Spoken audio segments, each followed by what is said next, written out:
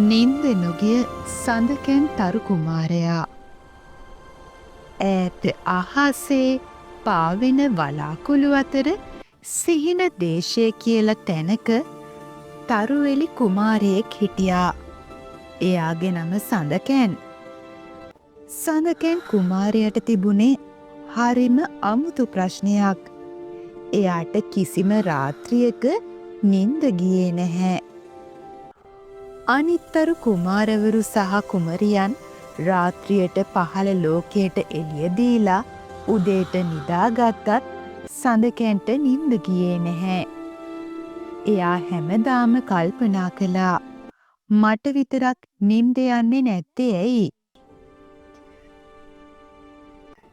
දවසක් සඳකැන් කුමාරයා දුකින් වලාකුළක් උඩ වාඩි වෙලා හිටියා. එයා දැක්කා පහළ පොළවේ කුඩා ගම්මානයක සැමී කියලා පුංචි දරුවෙක් අඬ අඬා ඇඳේ ඉන්නවා. සැමීටත් නින්ද ගිහින් නැහැ. අඳුර නිසා සැමී හරීම බය වෙලා හිටියේ. සඳකැන් කුමාරයට දුක හිතුණා. එයා හිතුවා මට නින්ද නොගියත් මම මේ පුංචි මිතුරාට උදව් කරන්න ඕනෙ කියලා. සඳකැන් එයාගේ ශරීරයෙන් දීප්තිමත් සංසුන් රිදී එළියක් පහළට යැව්වා. මේ එළිය ගියේ කෙලින්ම සැමීගේ කාමරයට. සඳකැන්ගේ රිදී එළිය සැමීගේ කාමරය ආලෝකවත් කළා.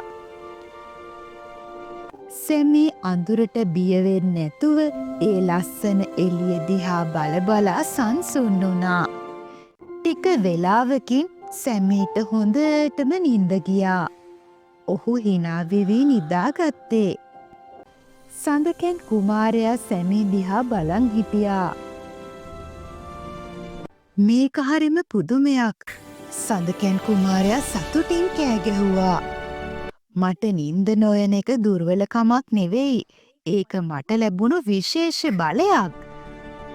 මට පුළුවන් මුළු රාත්‍රිය පුරාම අඳුරට බය වෙලා ඉන්න හැම දරුවෙක්ටම ආලෝකය දෙන්න. සඳකැන් එදා ඉඳන් මුළු රාත්‍රිය පුරාම අවදිව ලෝකේ අඳුරු තැන්වල ඉන්න ආදරණීය පුංචි දරුවන්ට එළිය ලබලා දුන්නා.